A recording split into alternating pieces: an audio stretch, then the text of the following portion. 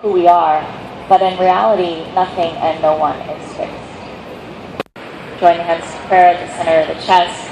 Dedicate your practice.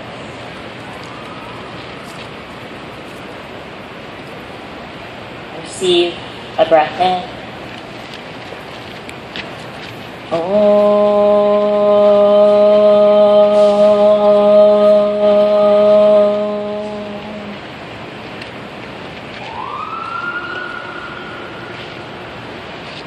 Release the hands. Slowly crack open the eyes.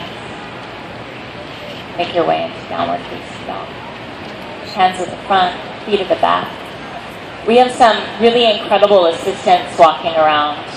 If there's any reason you don't want to be touched or assisted, just raise a foot right now. Like leg in the air, just raise it up high. Otherwise, hope one of you.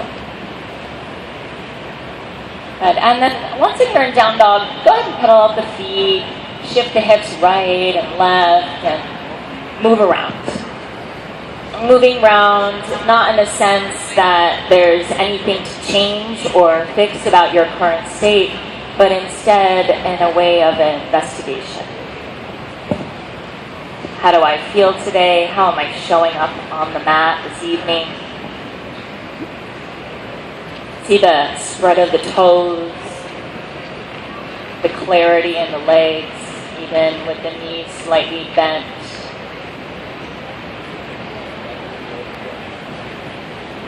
Notice your breath now. And no need to even change the way that you're breathing. Easy inhale, easy exhale. With your next inhalation, shift the weight forward into plank pose. Shoulders over the wrists, gaze up. Exhale, move to child's pose. Keep the knees close together so that the rib cage rests on the thighs. Rest the forehead skin on the mat. And then notice with the knees close together, there's this feeling of moving the breath into the back body, because there's not a lot of room to breathe in the belly or the front body. Notice this ability you have to breathe in the low back, the middle back, the upper back, even though we know there isn't really so much lung tissue there.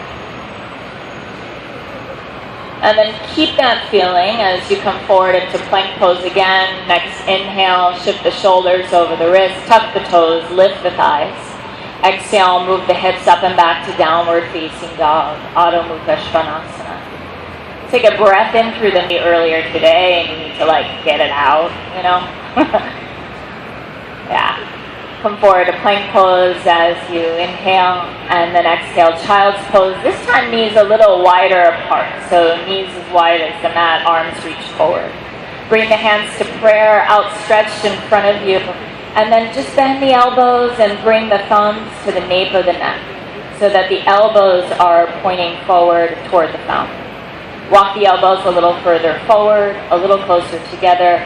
Let the upper body, the upper chest melt down to the floor, to the grass. And then notice how you have the front body free and easy to breathe now. But don't lose this ability you had to breathe in the back body that we just observed with the knees a little closer together. Simple inhalation, easy exhalation. Gorgeous, everyone. Inhale, reach the arms forward, turn the palms down, slip forward to plank pose again. Tuck the toes and lift the thighs up. Exhale, move back to downward facing dog. Thighs pull you back, head drops, brain drops.